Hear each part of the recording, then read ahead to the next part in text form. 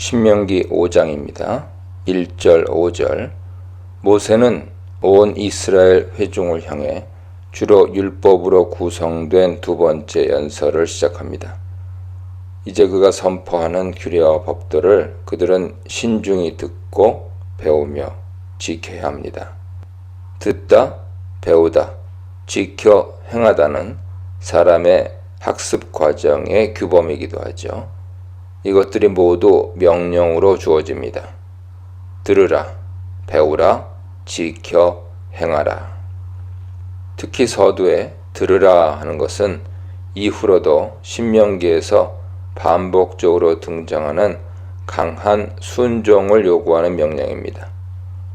모세는 시내산 아래에서 하나님과 맺은 언약을 상기시키면서 이 율법 강론을 시작하죠.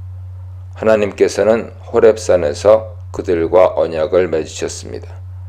이 언약은 그들의 조상들이 아닌 현재 모세와 회중, 곧 우리와 세운 언약이었다고 말합니다. 모세는 시내산 언약을 체결한 1세대가 이미 다 죽었기에 새로운 세대, 곧 제2세대가 이 언약의 주체임을 밝히고 있습니다. 또한 이것은 언약의 항시적인 현재성을 강조하고 있죠. 하나님의 언약은 언제나 현재 세대에게 유효하므로 과거 조상들과 맺은 언약은 현재 그들과 체결한 언약으로 간주될 수 있습니다. 현재 본문 1절 4절은 그들이 언약을 체결한 뒤 여호와께서 불 가운데서 백성에게 대면하여 말씀하신 즉 십계명을 들려주신 것으로 설명하는 듯 보입니다. 출애굽기 20에서 24장에서는 순서가 바뀌어 있죠. 언약에 앞서 십계명이 하나님의 음성으로 선포되었습니다. 하지만 시간을 역순하는 신명기 특징을 고려해야 합니다. 6절로 10절입니다. 첫째 계명은 나 외에는 다른 신들을 네게 두지 말라는 명령입니다. 십계명은 하나님을 주어로 하는 나는으로 시작합니다. 이스라엘을 단수 너로 지칭하고 있습니다. 단수 너는 십계명이 공동체의 질서와 삶을 위한 규약이지만 또한 이스라엘 각 개인에게 주어졌다는 것을 시사하죠. 모든 백성은 각자 이 계명을 준수해야 합니다. 십계명은 이처럼 나와 너의 개인적이고 인격적인 관계 속에서 주어집니다. 그들은 이집트의 종들이었죠. 여기서 종들의 집이라는 표현은 그들이 이집트 땅에서 당했던 고통을 잘 표현해 줍니다. 해방된 그들은 어떠한 상황 속에서도 과거의 고통스러운 삶을 망각해서는 안 됩니다. 십계명은 해방되어 자유민이 된 그들을 위한 새로운 헌장입니다. 첫째 계명은 한 나라에 두 왕이 존재할 수 없다는 선언이죠. 우주의 창조주왕, 유일하신 창조주는 하나님이십니다. 그 어떤 신들도 거짓이며 하나님을 대신할 수 없습니다. 사실 이스라엘 민족이 이집트 땅에서 다신을 숭배했던 것 같지는 않습니다. 고통당하던 이집트 땅에서 이집트의 신들은 그들에게 매력이 없었죠. 그러나 그들은 가나안 땅으로 들어간 뒤 생각이 달라졌습니다. 그 땅의 신들을 받아들일 가능성이 컸습니다.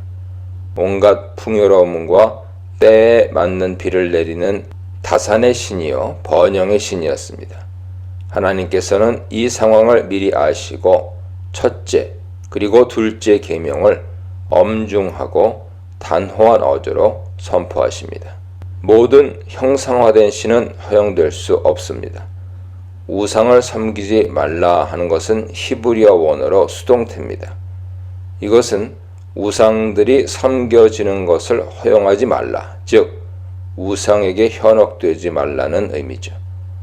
따라서 우상을 섬기지 말라는 의미와 별반 다르지는 않지만 유혹당해선 안 된다는 뉘앙스에 주목해야 합니다. 하나님은 다른 신 숭배를 질투한다고 말씀하십니다.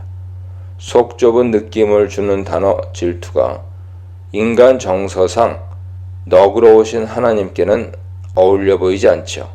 그러나 이 단어는 부부간의 정절을 파괴할 때 배우자의 분을 일으키는 질투에 사용됩니다. 많은 구약 본문들이 우상 숭배와 다른 신을 섬기는 것을 간음이라고 비난합니다. 다음 세대로 이어지는 죄의 안갚음과 순종에 대한 대가인 천대에 이르는 장구한 은혜가 크게 대비되죠. 그러나 이 원칙이 기계적으로 작동하는 불변의 공식은 아닙니다. 구약 성경은 죄값의 승계에 대해 모순되어 보이는 두 가지를 동시에 이야기합니다. 먼저 아버지의 죄의 대가인 징벌이 자동적으로 후손에게 가해지지 않는다는 명제가 나타납니다. 죄의 공동 책임 원리가 때로 적용되지 않는다는 이야기죠. 각 사람은 각자의 죄로 망합니다. 그것을 신명기 24장 16절이 분명하게 진술하고 예레미야 31장, 에스겔 18장이 재차 확인해 줍니다. 사실 아들이 아버지를 이어 징벌을 받는 이유는 그들도 그들의 아버지와 동일한 길을 걷기 때문이죠. 레위기 26장 40절 보세요. 그러나 아버지의 길을 거부하고 바른 길을 갔던 사람들도 많았습니다. 아버지 아하스의 길을 떠난 히스기야, 아몬의 아들 요시야, 고라의 자손들 등이죠. 고라의 후손들은 그리하여 큰 복을 받아 성전 음악을 맡은 자들이 되었으며 많은 시편을 남긴 믿음의 가문으로 세워졌습니다. 신실한 아버지를 본받지 않고 패역의 길을 간 자들도 많았습니다. 그럼에도 죄의 공동 책임의 원리는 구약사상 저변에 깔려 있습니다. 이 원리는 세대 간에도 적용되어 후손들은 조상의 죄를 고백해야 할 책임이 있었습니다. 그리고 당대의 범죄에 대해서도 이스라엘은 항상 공동 책임의 짐을 졌습니다. 여기에는 어린아이라고 예외일 수 없었죠. 인간 눈으로는 가혹해 보일 수 있으나 죄의 독성은 모든 세대와 계층에 스며들어 있다는 것이 성경의 가르침입니다.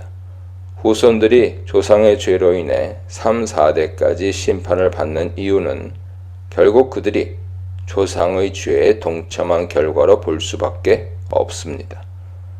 그러나 예외적으로 이 사슬을 끊는 자는 그 순간부터 믿음의 가문을 세워나감으로써 그 복이 자자손손 흘러갈 수 있습니다.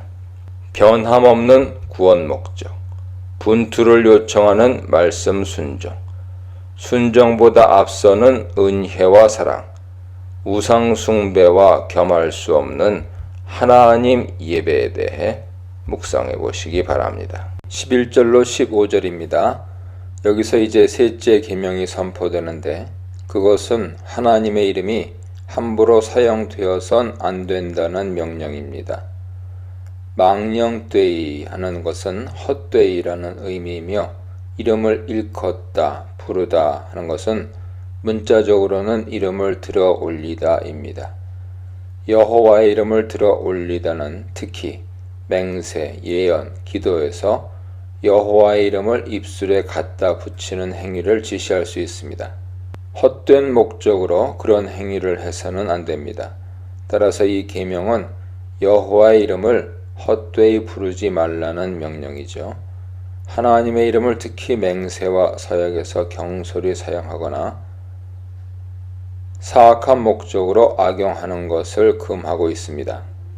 이것은 하나님의 이름을 멋대로 부른다는 의미도 가능할 수 있습니다.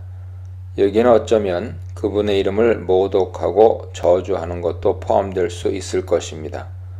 레위기 24장 10절 이하에서는 그런 사례가 나오죠.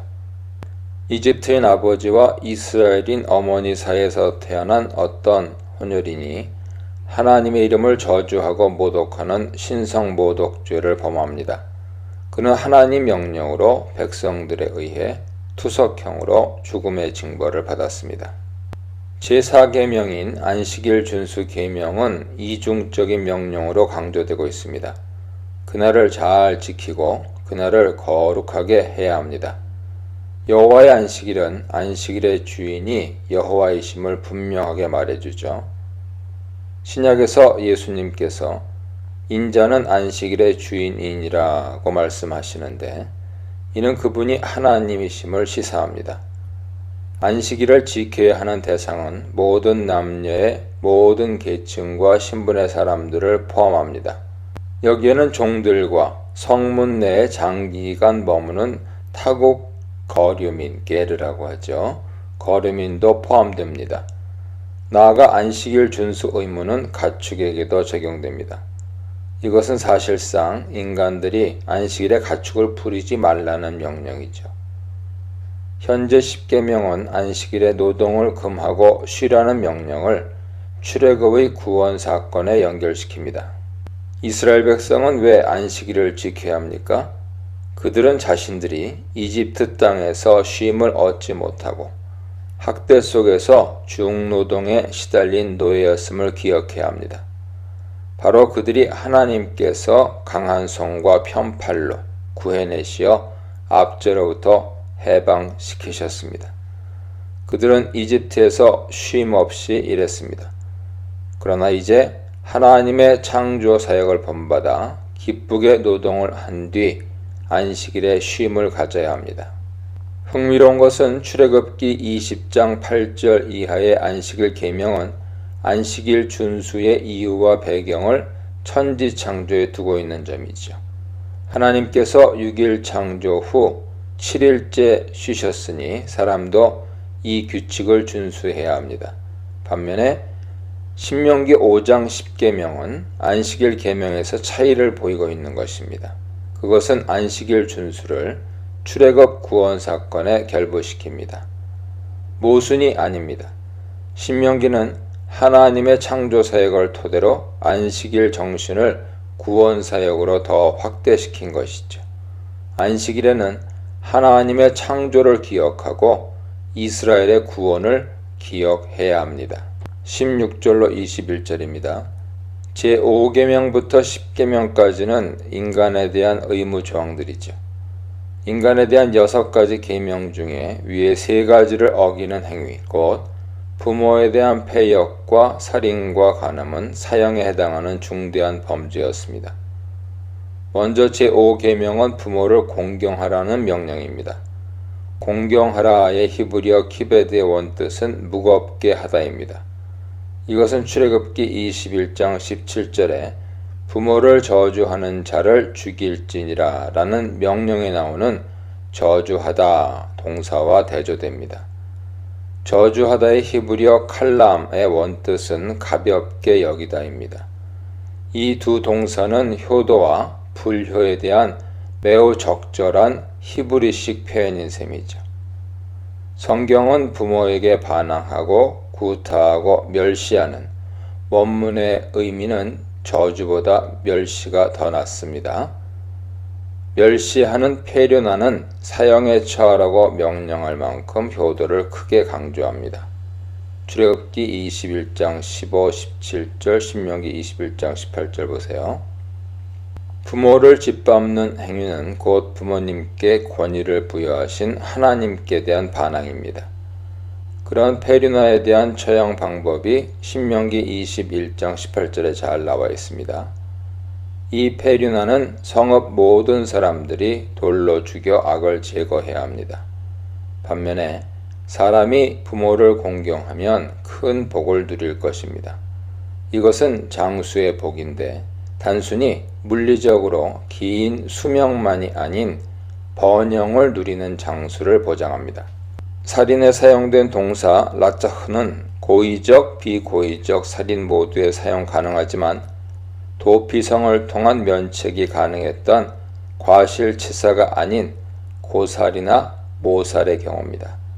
교묘한 모살이거나 분노를 품고 죽인 고살은 용서의 기회가 주어지지 않았습니다. 우발적으로 사람을 죽이는 경우는 예외적으로 도피성으로 피신이 가능했죠. 살인에는 생명을 훔치는 인신매매와 유괴도 포함될 것입니다. 인신매매 역시 부모에 대한 패역과 간음과 더불어 사형감입니다. 이런 극악한 인신매매범과 유괴범의 처벌 또한 신명기 24장 7절에 나오는데 가장 일반적이었던 회중에 의한 투석형이 집행되었습니다. 간음죄는 결혼한 사람에게만 해당하죠. 배우자를 배반한 성적 이탈을 금하는 것입니다. 아비멜렉의 말에서 확인되는 바와 같이 다른 문화권에서도 유부남이 다른 사람의 아내를 취하는 것은 큰 죄였습니다. 창세기 20장 9절 보세요.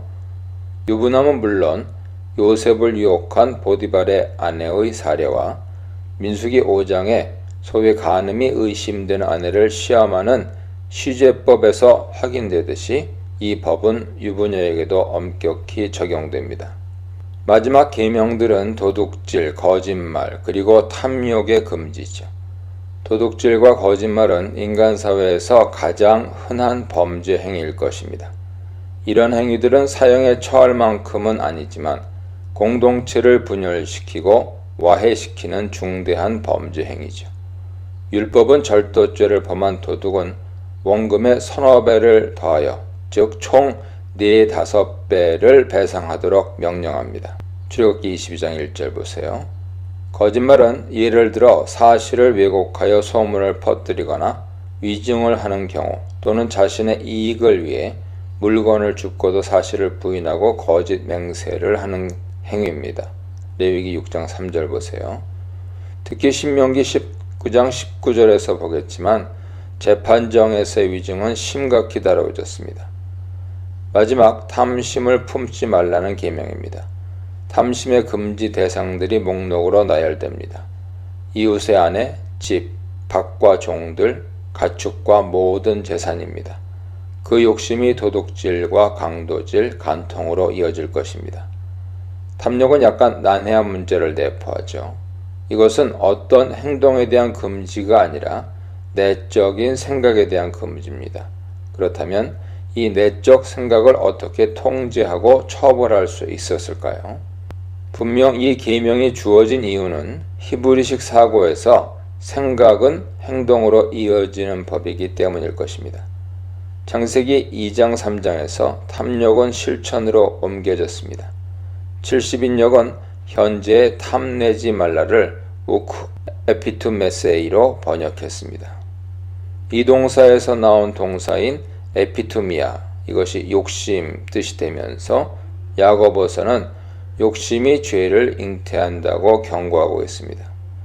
이것은 마음의 생각이 실천으로 이어진다는 사실을 분명히 확인해 주죠. 따라서 사람은 탐심과 탐욕을 품어서는 안 되며 탐심은 심지어 우상 숭배입니다. 누가복음 12장 15절, 골로새서 3장 5절 보세요. 탐욕을 품는 마음은 하나님 외에는 알 수 없기에 처벌이 불가하죠. 물론 이 탐욕의 죄를 처벌하기 위해 하나님이 직접 개입하실 수도 있었을 것입니다. 하지만 이 마지막 계명의 취지는 행동으로 이어질 수밖에 없는 내적 충동을 사전에 막으려는 예방 목적에 있다고 간주해야 할 것입니다. 지켜야 할 여호와의 이름, 구원의 목적인 안식, 약속이 있는 계명, 부모 공경, 언약을 이루는 이웃 사랑에 대해 묵상해 보시기 바랍니다. 22절로 24절입니다. 이 모든 말씀, 십계명이 선포되었습니다. 하나님께서는 이 십계명의 말씀을 시내산 위에서 장엄한 신현 현상과 함께 총회, 즉 이스라엘 회중에 들려주셨습니다. 불과 구름, 흑암 속에서 큰 음성이 백성들의 귀에 들린 것이죠. 큰 음성은 인간의 목소리로 낼 수 없는 두려움을 자아내는 위험찬 소리였을 것입니다. 구름, 아난과 흑암, 아라펠은 별개로 볼 것이 아니고 하나의 현상에 대한 설명이 분명합니다. 이것은 출애굽기 19장 9절에 있듯이 빽빽한 구름이 낀 어두운 상태입니다. 여기서 구름은 무엇을 의미하고 어떤 기능을 했을까요? 분명히 구름은 하나님의 현현에 동반되는 가장 흔한 현상으로 하나님의 장엄하심을 현시했습니다. 그러나 구름은 분명 그 이상의 기능이 있었습니다. 구름이 하나님께서 좌정하신 자리를 빽빽하게 가리는 이유는 자신의 압도적인 영광의 발현을 제한하기 위함이 분명합니다. 구름은 신적 위엄과 영광을 나타냄으로써 백성을 인도함과 동시에 광야의 성막 위에 임할 때는 뜨거운 햇볕을 차단하여 백성들에게 시원한 그늘을 제공해 주었습니다. 그 중에서도 구름의 가장 주된 기능은 하나님의 압도적인 영광을 차단하고 가리는 것이었습니다. 출애굽기 16장 10절 보세요. 하나님은 천상에 계실 때도 천개의 구름 속에 자신의 존재를 희미하게 감추십니다. 이사야 14장 14절, 에스겔 1장 28절, 10장 3절 4절, 마태복음 17장 5절, 요한계시록 14장 12절 이하 보세요. 우리는 신약에서 예수님이 승천하실 때 타고 오르신 구름, 그리고 재림하실 때 타고 내려오실 구름을 바로 이러한 신현의 구름으로 이해해야 합니다. 하나님의 불과 빛의 위엄성은 신약에서도 확인되죠. 바울은 하나님은 가까이 가지 못할 빛에 거하시고 어떤 사람도 보지 못하였고 또 볼 수 없는 이시니라고 말합니다. 히브리서에서도 신명기를 인용하여 우리 하나님은 소멸하는 불이심이라 하며 심판의 하나님을 두려워할 것을 권면합니다. 레위기 16장 13절도 확인하죠. 여호와 앞에서 분향하여 향연으로 증거궤 위 속죄소를 가리게 할지니 그리하면 그가 죽지 아니할 것이며. 여기서 향연의 히브리어는 아난인데 구름이죠. 그분의 직접적인 음성도 마찬가지였습니다. 인간이 영이신 그분의 권능의 소리를 듣는다면 이것을 견뎌낼 수 있는 인간은 아무도 없습니다. 그들은 십계명을 직접적인 신적 음성으로 듣고 죽은 것은 아니지만 죽을까 두려워했습니다. 출애굽기 20장에도 생생히 기록되어 있는 바와 같이 회중이 십계명의 신적 음성을 듣고 두려움에 사로잡혀 있을 때 회중의 지도자인 수령들, 아마 지파장들이죠. 수령들과 장로들이 모세를 찾아와 말씀의 중재자가 되어달라고 요청했습니다. 그들은 하나님이 사람과 말씀하셨는데 그 사람이 생존하는 것을 보았다라고 말합니다. 여기서 사람은 일반 사람들에 대한 총칭으로 자신들을 가리키는 것이 아니라 모세를 뜻합니다. 그 말대로 그들은 모세가 그동안 여러 차례 시내산에서 하나님과 대면하여 말씀을 받았음에도 불구하고 살아남은 것을 목격해 왔고 또한 그가 개인적으로 하나님의 말씀을 전해 들었다는 그의 증언을 직접 들었습니다. 25절로 27절입니다. 회중의 대표들은 자칫 하나님의 두려운 신현 현상으로 회중이 전멸할지 모른다고 염려했습니다. 이제 우리가 죽을 까닭이 무엇이니까? 이 큰 불이 우리를 삼킬 것이요 여호와의 음성을 다시 들으면 죽을 것이라. 그들은 십계명의 음성을 듣고 일단 살았지만 그분의 음성을 또다시 직접 들으면 살아남지 못할 것이라며 모세에게 부탁합니다. 그리고 모세에게 당신은 가까이에서 그분의 음성을 듣고도 멀쩡하다고 말하면서 말씀의 중재자 역할을 요청합니다. 26절의 의미는 하나님의 음성을 듣고 우리도 멀쩡하다는 의미로 해석될 수 없습니다. 이것은 불 가운데서 나오는 여호와의 음성을 듣고 생존할 사람이 없지만 우리는 일단 살아남았다는 뜻입니다. 이것은 다시 그 음성을 들으면 죽을 것이라는 두려움의 토로일 뿐이죠. 따라서 그들은 하나님의 면전에서 그분의 말씀을 직접 듣고 전달받은 모세에게 다시 한번 하나님께 가까이 가서 말씀의 중재자가 되어 달라고 요청하는 것입니다. 그리고 그 말씀에 순종하겠다고 약속합니다. 28절로 31절입니다.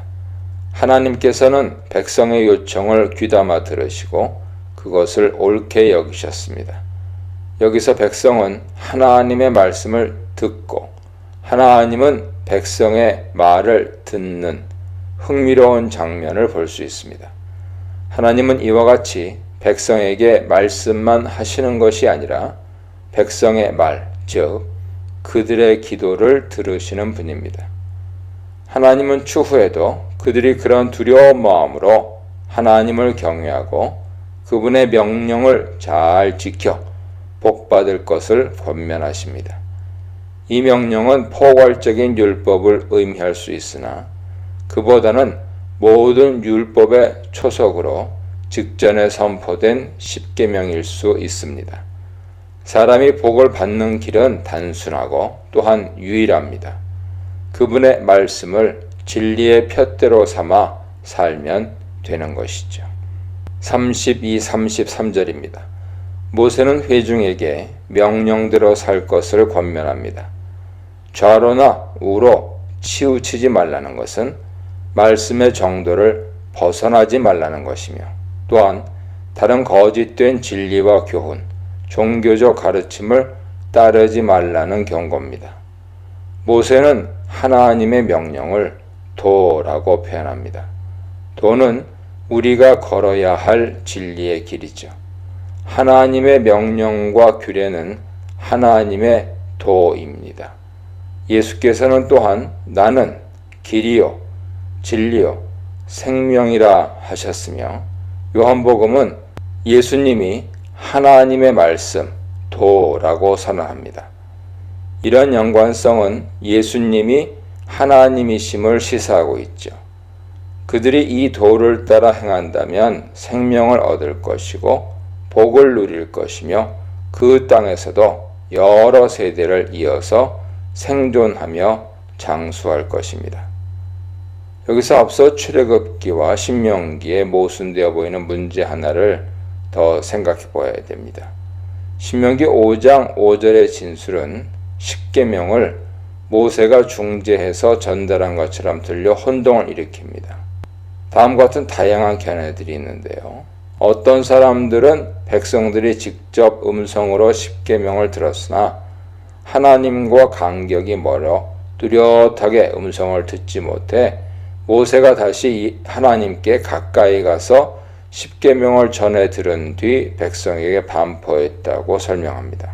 이 경우 전능하신 하나님께서 음성을 크게 바라지 못하셨다는 이상한 결론에 도달하게 되죠. 다른 이들은 이런 차이를 그저 전승의 차이나 자료의 차이로 받아들이고 논쟁을 끝냅니다.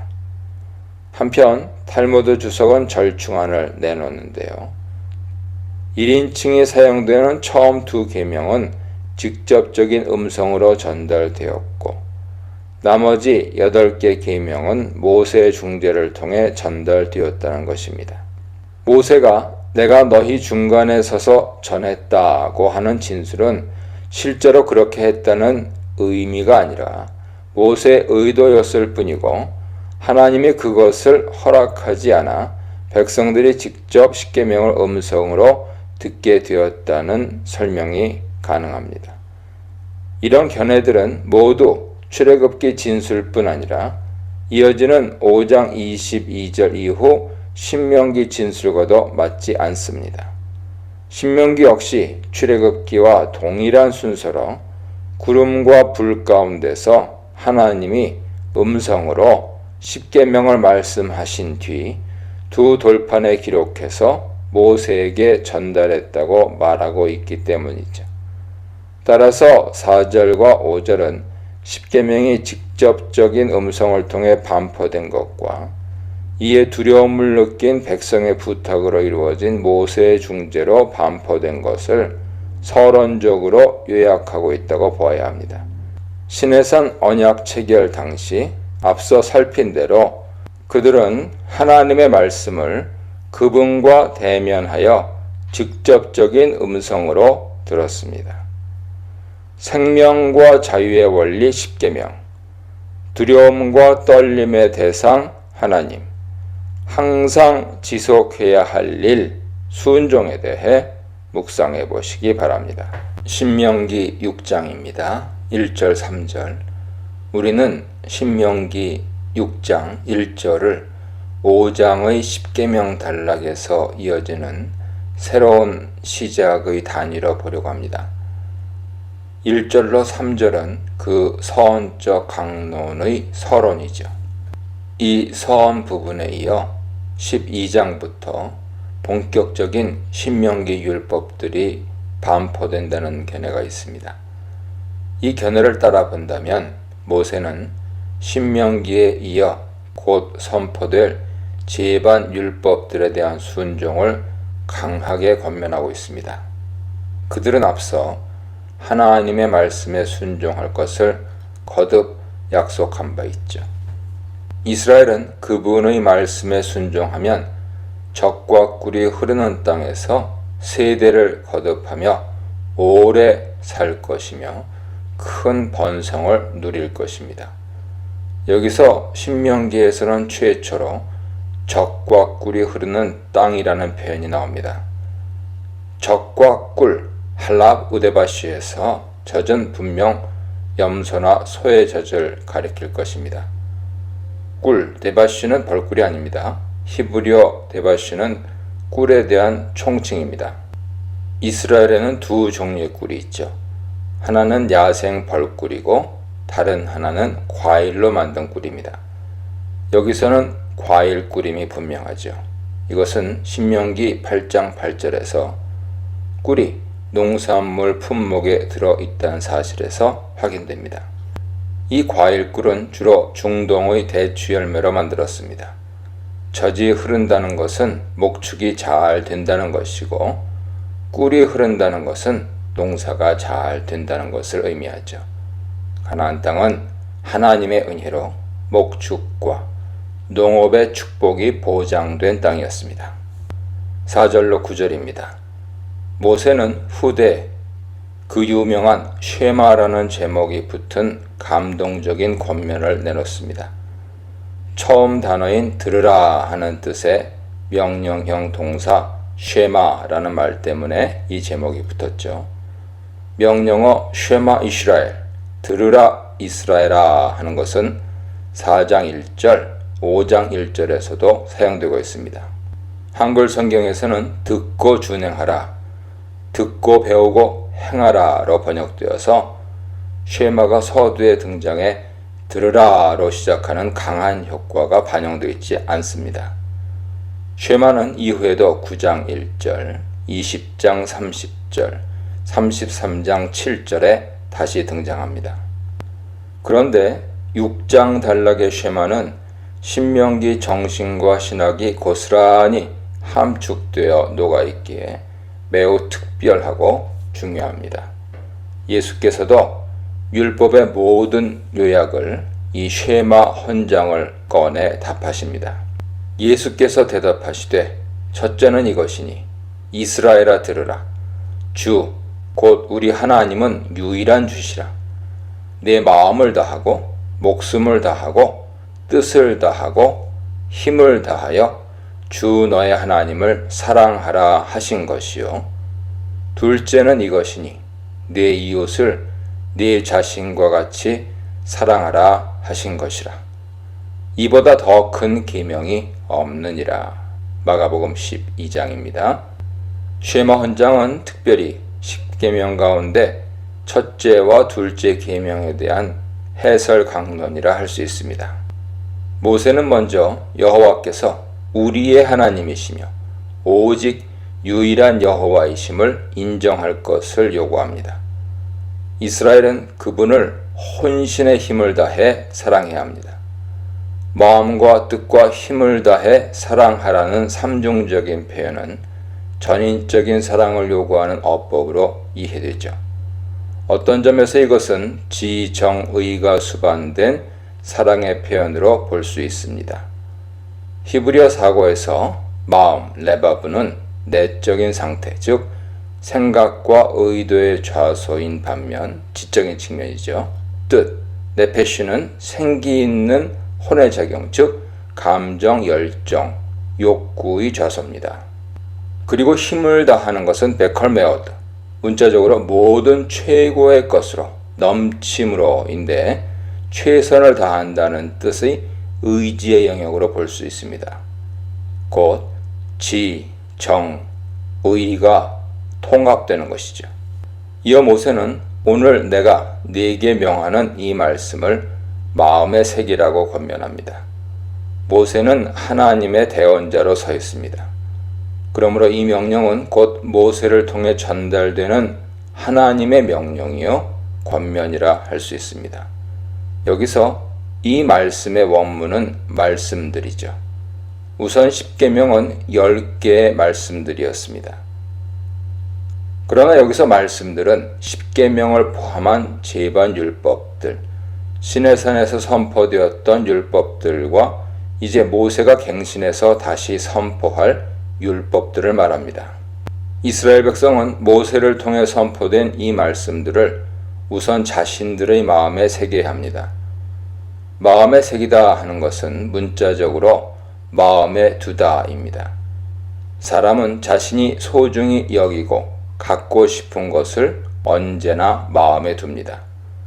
하나님의 말씀이 바로 그렇게 소중히 탐내야 할 보물이죠. 나아가 그들은 자녀들에게 그것을 가르쳐야 합니다. 말씀의 가르침과 기억의 강조는 매우 인상적인 연속적 총칭 어법을 통해 강조됩니다.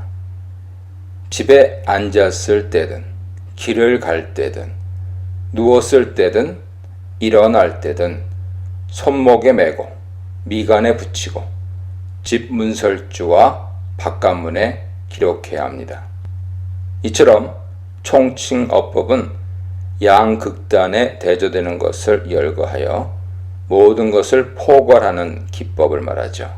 과거 출애굽 직전의 긴박한 6월절 밤에 하나님께서는 모든 백성들에게 그들이 그날 밤 급히 지켜야 할 6월적 예식을 알려주시면서 그것을 네 손의 기호와 네 미간의 표를 삼고 여호와의 율법이 내 입에 있게 하라고 명령하셨습니다.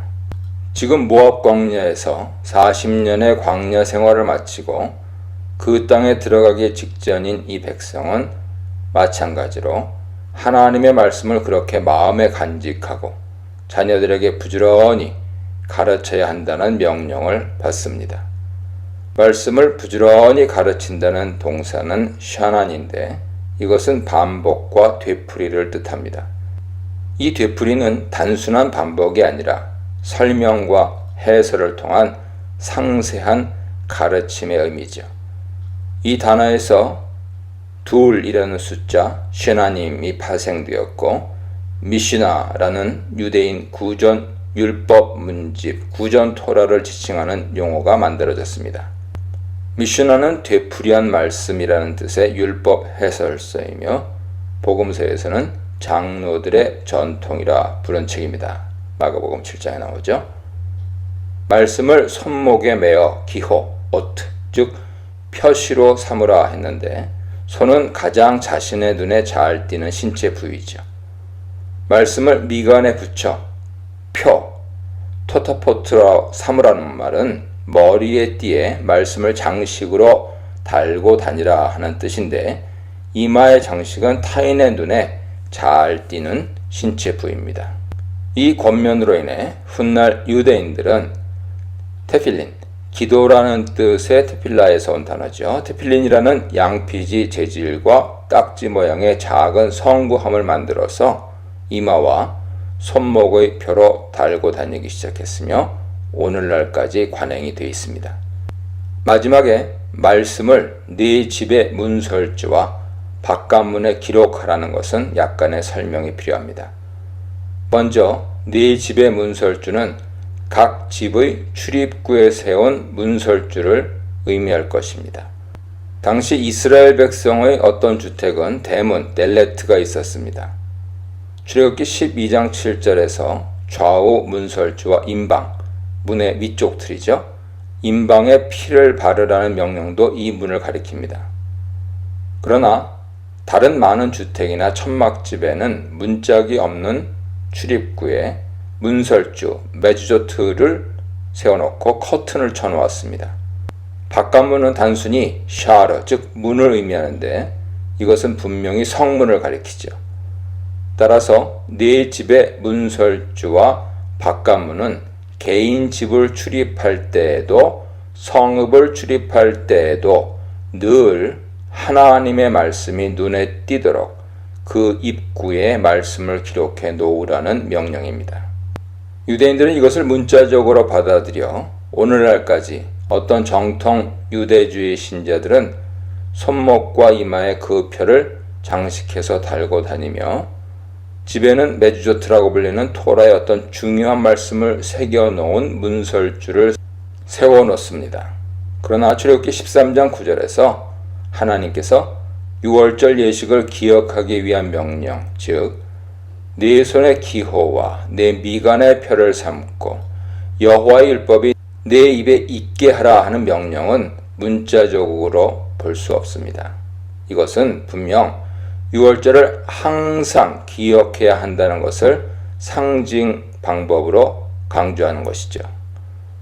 마찬가지로 이 쉐마 헌장에서 신체 주요 부위와 주택과 성문에 기록하라는 명령은 언제나 말씀을 곁에 두고 기억하고 묵상하라는 권면으로 이해해야 합니다. 관계가 결정하는 생명의 복, 전부를 다 걸어야 할 생명의 하나님, 자식들에게도 가르쳐야 할 생명의 길에 대해 묵상해 보시기 바랍니다. 10절로 13절입니다. 아브라함을 비롯한 조상들을 향한 맹세는 하나님에 의한 일방적 약속이며 들어가게 하신다 하는 것은 사역형 동사로서 이에서 나타나듯이 가나안 정복은 하나님 주도하신 역사였습니다. 그들에게 주어질 것들은 땅 자체와 땅에 속한 부동산들, 곧 성읍들, 집들, 우물들, 과수원들입니다.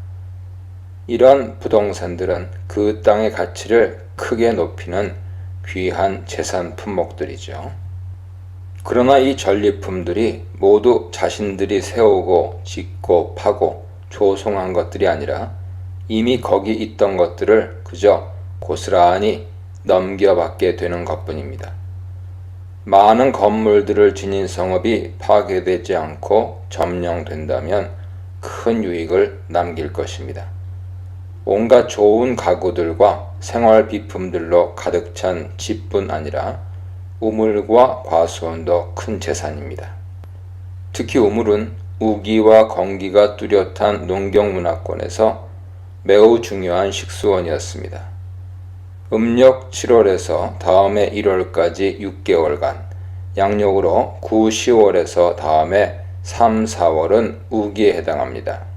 물이 쉽게 빠지는 석회암질의 토질과 지형 특성상 저수지가 소용없었기에 우기의 빗물을 받아놓는 방법들은 중요했습니다. 이 우물은 천연 우물이 아닌 빗물을 담는 인공 우물이며 주로 단단한 바위를 깊고 넓게 파서 우기에 내린 빗물을 보관했습니다. 가나안의 주거지는 대부분 고원지대에 자리하고 있었는데 따라서 하천에서 물을 공급받기 쉽지 않아 비를 식수로 사용해야 했습니다. 지하수용 우물은 목축과 식용을 위해 중요했기 때문에 우물이 거주지의 중심 자리를 차지할 정도였지만 빗물 저장용 우물 또한 목축뿐 아니라 특히 성읍 주민들을 위해 중요했습니다. 각 주요 거점 지역이나 성읍에는 커다란 저수용 우물들이 있었습니다. 더불어 개인 소유의 수많은 빗물 우물들이 만들어져 사용되었으며 사유재산으로 취급됐죠. 지하수 우물이든 빗물 우물이든 쉽게 마르거나 오염되지 않도록, 또한 짐승이나 사람이 빠지는 일이 없도록 철저히 뚜껑을 덮어서 관리했습니다. 포도와 감람나무 열매는 가나안의 대표적인 과일들이죠. 특히 포도밭은 헤브론 지역을 중심으로 대규모로 조성되어 있었으며 예루살렘 일대는 대규모 감람나무 산지가 조성된 감람산이라는 산이 있을 만큼 고급 감람류 생산지로 유명했습니다. 이스라엘 백성은 가나안의 성읍들과 많은 가옥들, 우물들과 좋은 과수원들을 공짜로 얻을 것입니다. 십계명 약속대로 훗날 파괴 없이 그 땅을 점유했을 모세는 이러한 선물에는 의무가 뒤따른다는 것을 강조하며 나아가 강한 어조로 경고하고 있습니다. 그 축복을 누릴 때 그들은 이집트의 노예 신분에서 그들을 건져내신 여호와를 잊어선 안 됩니다. 그분만을 경외하고 섬기며 죽은 신들이기에 아무런 효험이 없는 이방 신들이 아닌 살아계신 유일한 하나님인 여호와 이름으로 기도하고 서원해야 합니다. 신약 신자들도 그렇죠. 신자들은 죄의 노예로부터 우리를 구원해 주신 하나님의 은혜를 망각해선 안 되며 그분만을 사랑하고 예배하고 오직 그분의 아들 예수 그리스도의 이름으로 기도해야 할 것입니다.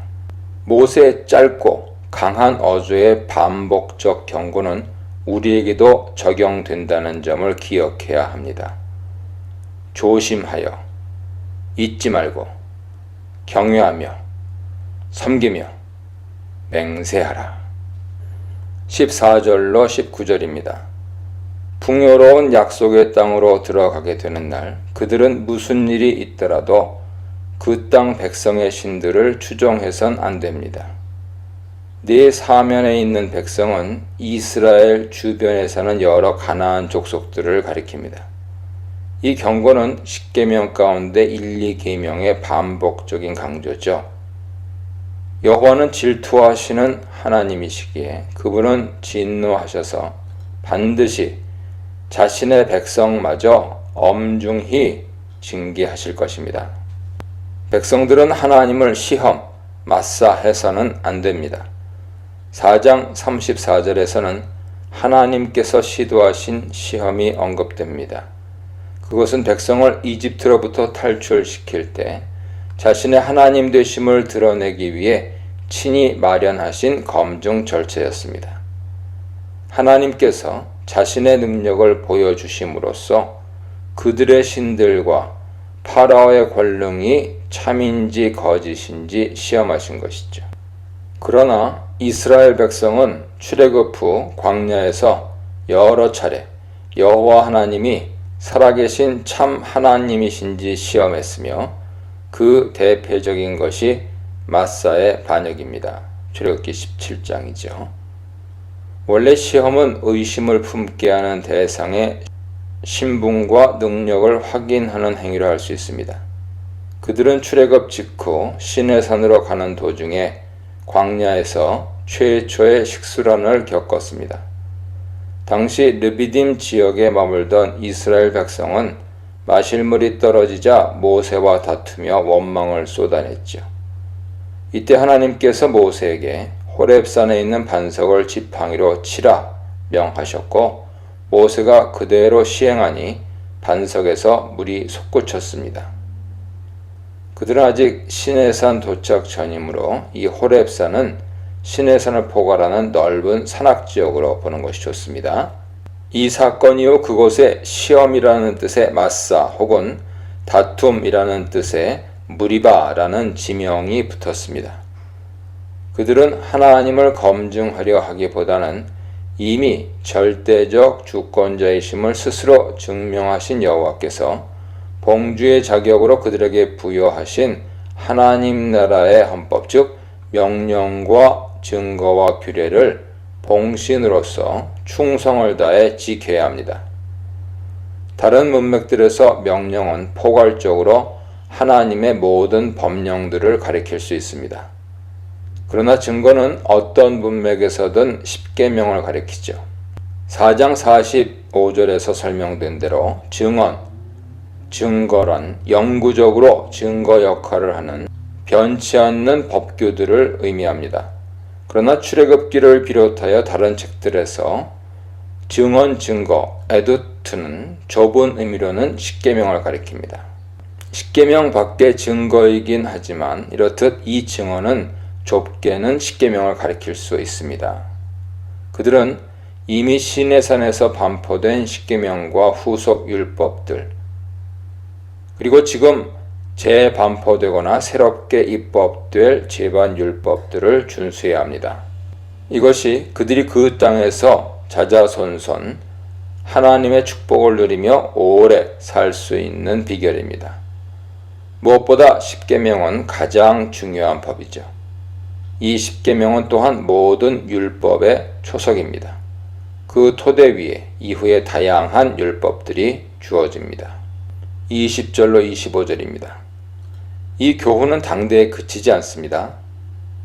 대대손손 그들의 아들들과 손자들에게 하나님의 율법과 말씀을 가르쳐야 합니다. 그들은 후손들에게 이렇게 선포된 하나님의 율법이 어떤 의미가 있는지 가르쳐야 합니다. 이것은 이집트 땅에서 이적과 기사를 행하시며 그들을 이끌어내 큰 구원을 베푸신 하나님이 주신 명령이라는 사실을 가르쳐야 합니다. 당대 그들뿐 아니라 그들의 자손들도 그 땅에서 영속적인 복을 누리며 오래 살 수 있는 비결은 오직 그분의 율법을 순종하며 사는 길뿐입니다. 모세는 이것이 곧 우리의 의로움이라고 말합니다. 의로움, 쯔다카는 신구약 전반에 걸쳐 구원과 관련된 매우 중요한 신학 용어죠.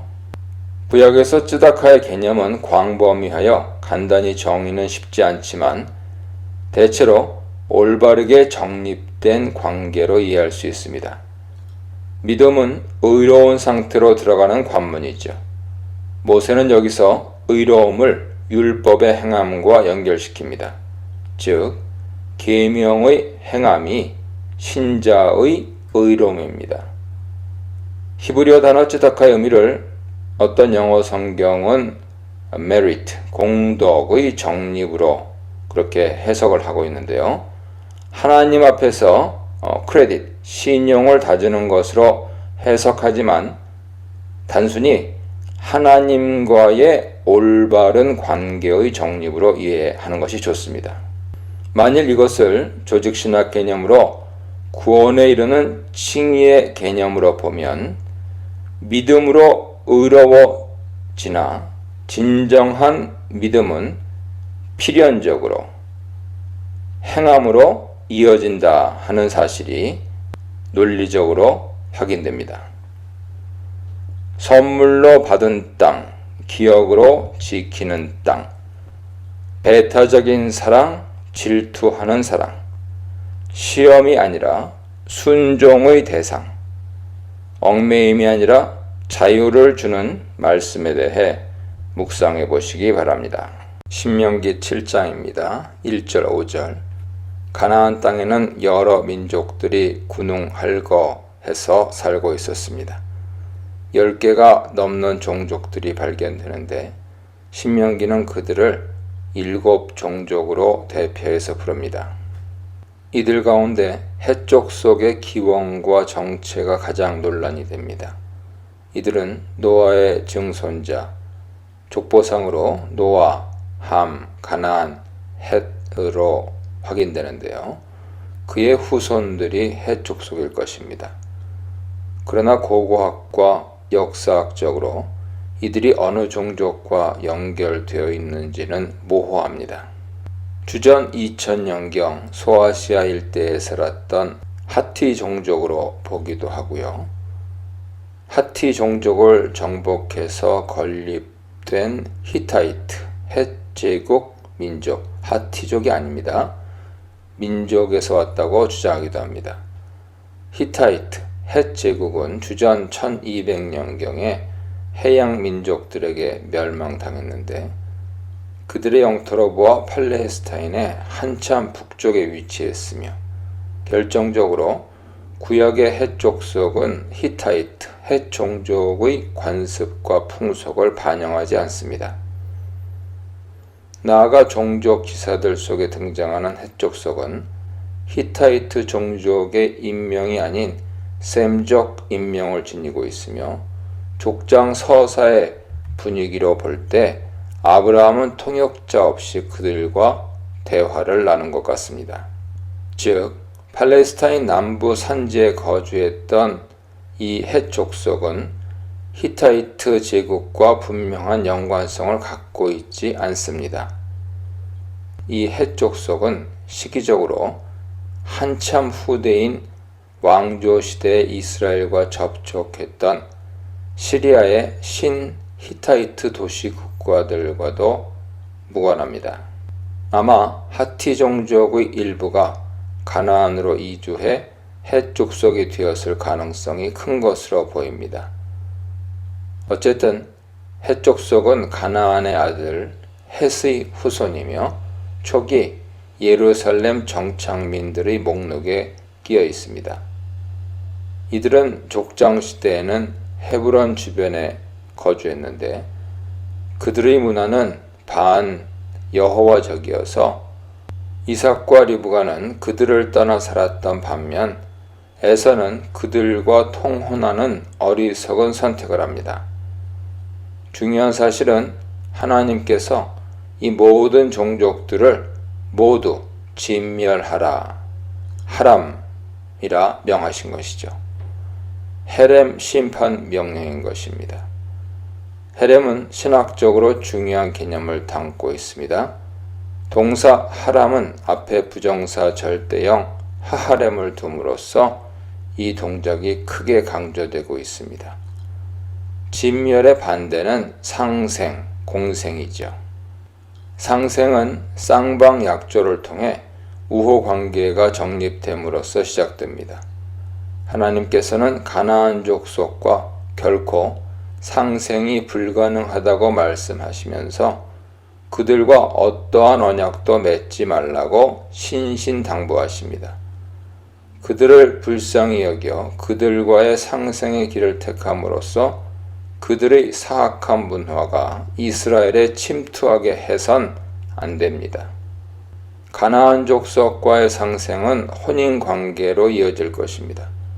그러나 상생을 위한 통혼은 비참한 결과를 낳습니다.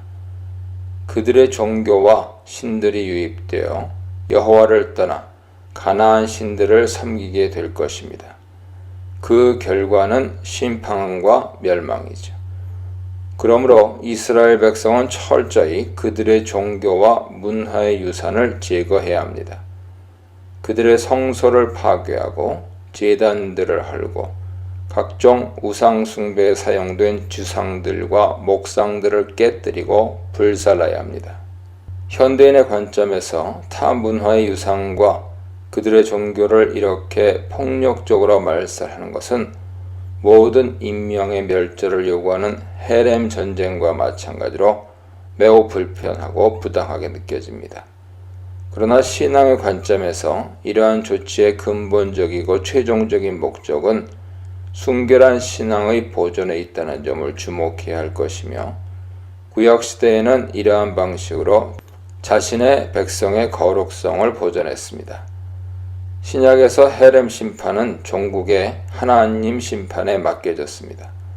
그러나 여전히 그리스도의 몸된 교회의 거룩함을 지키기 위해 단호히 이방 관습과 도덕, 타 종교의 가르침이 교회에 유입되는 것을 차단해야 합니다.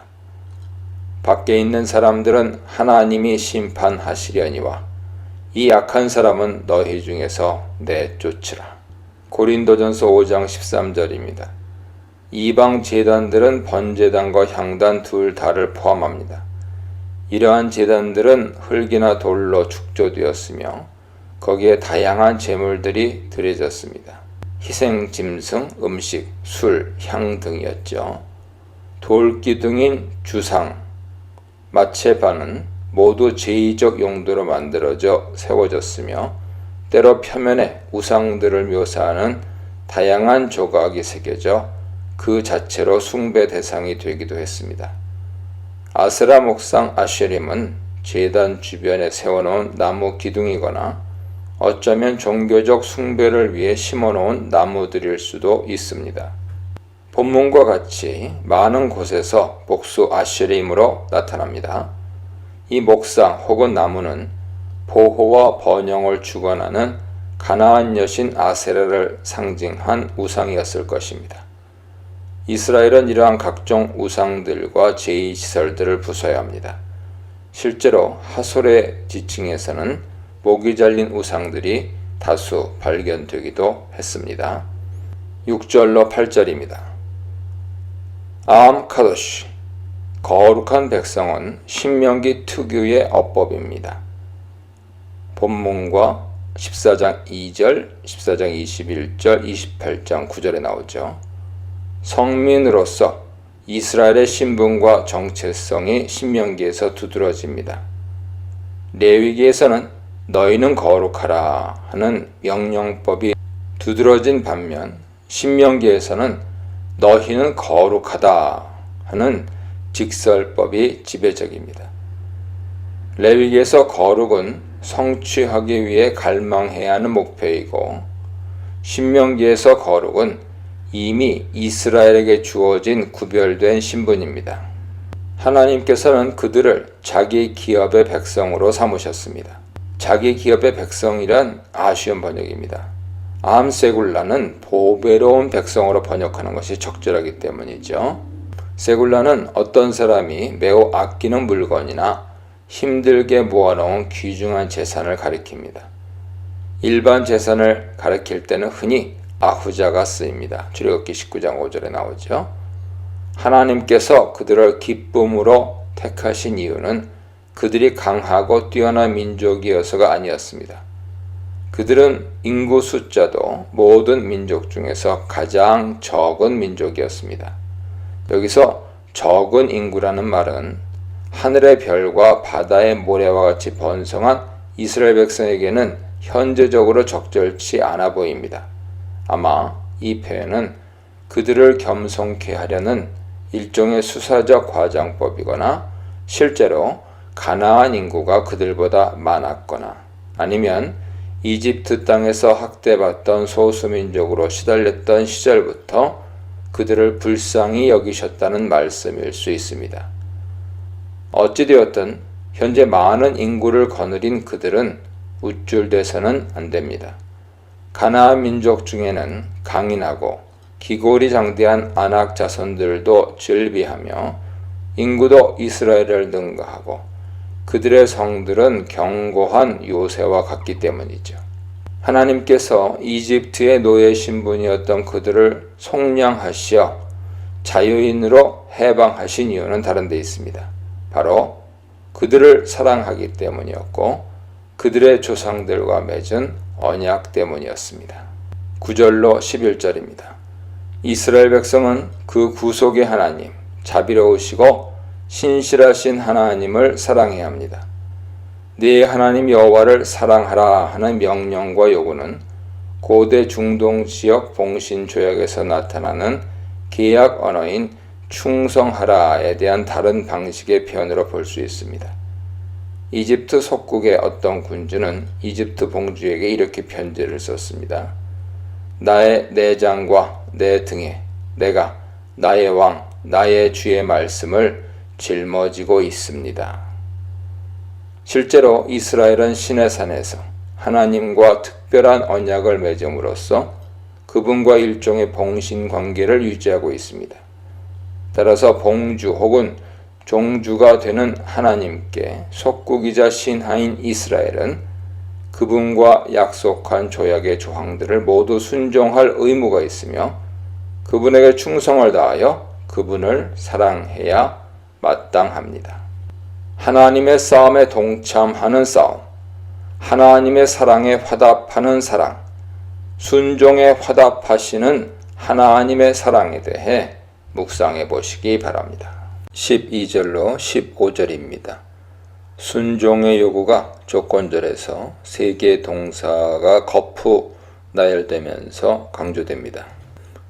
이 법도를 듣고 지키고 행하면, 특별히 만일 이스라엘 백성이 그분의 말씀을 지키면 샤마르, 하나님께서도 조상들과 맹세한 언약 베리트와 인해 헤세드를 지키겠다, 간직하겠다, 샤마르 하시겠다고 다짐하십니다.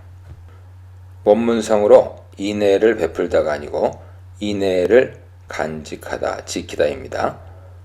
하나님께서는 순종하는 이스라엘을 사랑하시어 끊임없이 복을 베푸시고 번성케 하실 것이며, 이러한 축복은 그들의 소생, 즉 태중의 열매들에게도 계속될 것입니다. 하나님의 축복은 후손의 번성뿐 아니라 땅의 풍성한 수확으로 구체화됩니다. 토지소사는 이어지는 곡식과 과일들을 의미하죠. 곡식, 나가는 중동지역 공류인 보리와 밀을 의미합니다. 포도주로 번역된 티로시는 취하게 하는 포도주인 야인과는 다른 종류의 포도 음료입니다. 티로시에서 야인이 만들어지기 때문에 미가서 6장 15절 보세요. 이 둘이 구분되는 것이죠.